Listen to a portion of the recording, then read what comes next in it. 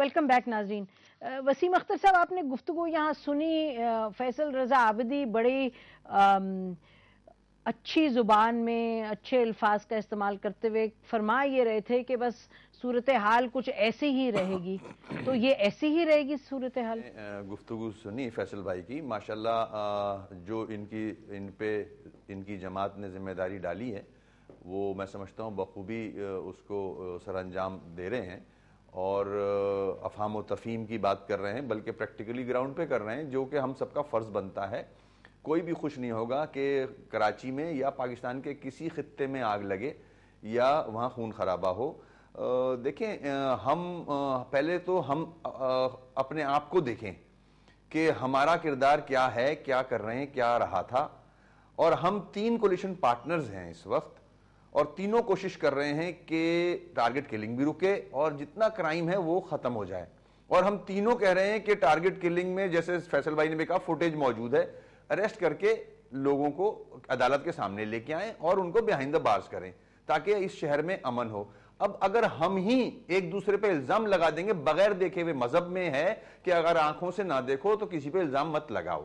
تو آپ اگر میں کہہ دوں کہ پیپلز پارٹی ٹارگٹ کلنگ کر رہی ہے، یا اے این پی والا کہے کہ ایم کیو ایم والے انوالو ہیں اس ٹارگٹ کلنگ میں، تو نہ بغیر دیکھے ہوئے آپ کیسے کسی پہ الزام لگا رہے ہو؟ اور ہم تو تینوں خود سنیں، ہم تو تینوں خود کہہ رہے ہیں کہ ان کو کیفر کردار تک پہنچایا جائے. اچھا وسیم اختر صاحب، آپ ہی سے سوال کہ آپ نے بڑا اچھا کہا کہ تینوں کولیشن پارٹنرز کہہ رہے ہیں کہ آپ کے پاس فوٹیج ہے، سب کچھ ہے، لوگوں کو پکڑیں جو ذمہ دار ہیں. لیکن عام شہریوں کے نظر میں تو یہ سب آپ تینوں حکومت میں تینوں کہہ رہے ہیں کہ پکڑیں، تو کرے گا کون؟ اور یہ گاہے بگاہے یہ ہوتا ہے انٹرمیٹنٹلی، یہ تو نہیں کہ یہ ہوا اور 3 سال بعد ایک امن اور چین رہا. کولیشن قائم ضرور ہے، لیکن جس ایشو کی آپ نشاندہی کر رہے ہیں اور آپ کہہ رہے ہیں لوگوں کو پکڑا جائے، کتنے لوگ ہیں جن کو پکڑا گیا؟ کیوں نہیں پکڑا گیا؟ کون کرے گا؟ حکومت میں تو آپ تینوں ہیں. دیکھیں، بہت ہی پیچیدہ قسم کی ایشوز ہیں کراچی کے. کراچی میں بہت زیادہ انفلکس ہے، مختلف لوگ یہاں موجود ہیں، اور ماشاءاللہ سب کا شہر ہے، سب کو اس نے پالا ہے اور روٹی فراہم کی ہے. مختلف صوبوں سے لوگ آ رہے ہیں یہاں. ایک تو روزگار کی تلاش میں آ رہے ہیں، وہ تو معصوم شہری ہیں، پاکستانی ہیں، انسان ہیں اور مسلمان ہیں.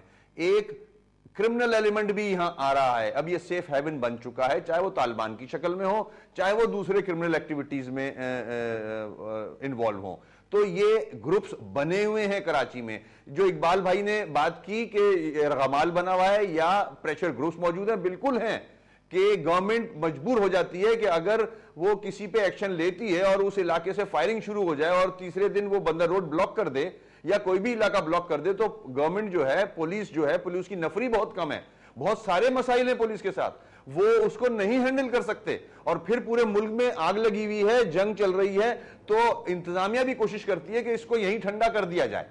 تو یہ پیچیدگیاں ہیں. اس کو جب تک ہم سب مل کے بیٹھ کے نہیں ریزولو کریں گے، عوام کے نمائندے ہیں ہم، اگر عوام پرابلم میں ہے تو ہم بھی پرابلم میں ہیں.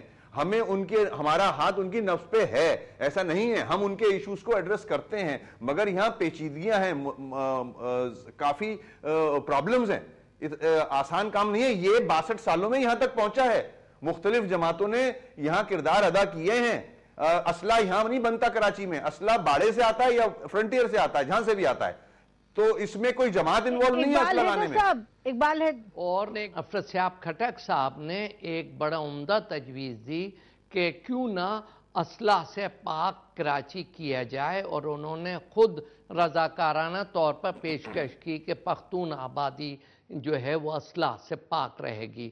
دوسری بات آپ نے بہت اچھی کی کہ یہ پریشر گروپس ہیں جو کہ انتظامیہ کو اپنے فرائض نہیں ادا نہیں کرنے دیتے. میرا آپ سے ہے تو آپ تینوں میں اتحاد کیوں نہ ہو کہ یہ ان پریشر گروپس کو اور مافیاؤں کو شکست دیں. اچھا، یہ ہم افراد صاحب خٹک صاحب سے پوچھتے ہیں. افراد صاحب خٹک صاحب، یہ بتائیے کہ آپ نے سنا جو ایم کیو ایم کے لیڈر نے بھی اس وقت یہ بات کی، وسیم اختر صاحب نے، کہ پیچیدگیاں ہیں، سب کچھ ہے، پیچیدگیاں ہیں، اس پر وقت لگے گا. تو आया आपकी जो सिंध की पार्टी की लीडरशिप ने ये कहा कि हम कोलिशन से निकल जाएंगे, तो क्या वो पेचीदगियों को समझती नहीं है? और इस वक्त आपकी सेंट्रल लीडरशिप की क्या पोजीशन है? आप निकलेंगे कोलिशन से इस वक्त सिंध में या रहेंगे? जिसका हद भी फैसला हमारे मरकजी सदर असफंदियार वली खान साहब करेंगे। लेकिन जो कराची, आपकी क्या तजवीज़ होगी? मेरी तो देखिए ना, जो कराची के हमारे साथी हैं वो लाशें उठाते उठाते थक गए हैं। जाहिर है कि उनके अंदर एक फ्रस्ट्रेशन है, जाहिर है कि उनके अंदर एक डिप्रेशन है कि ये क्या हो रहा है। यानी हम हुकूमत में बैठे हैं और लोग मारे जा रहे हैं और हम पता तक नहीं लगा सकते, हम मुलजिमों को पकड़ तक नहीं सकते, कोई गिरफ्तार नहीं हुई, कोई तहकीक नहीं हुई। हम मुफाहमत चाहते हैं, सियासी मुफाहमत ज़रूर हो, लेकिन इस कीमत पर नहीं कि जराइम को फरामोश कर दिया जाए और जराइम को जस्टिफाई किया जाए और कहा जाए कि ये तो होता रहेगा लेकिन मुफाहमत भी होती रहेगी। अच्छा, ये फैसल जो आपने कहा कि जी नफरी ज्यादा नहीं है पुलिस की, आपके जो होम मिनिस्टर हैं कल उन्होंने फ्लोर ऑफ द हाउस पे ये कहा कि अगर मुफाहमत की सियासत ना होती तो जो सियासी इसमें मुलव्विज़ हैं लोग, सियासी कायदीन, उन्होंने कहा कि सियासी लोग हैं उनको मैं उल्टा लटकाता और 3 महीने के अंदर कराची की सफाई कराता।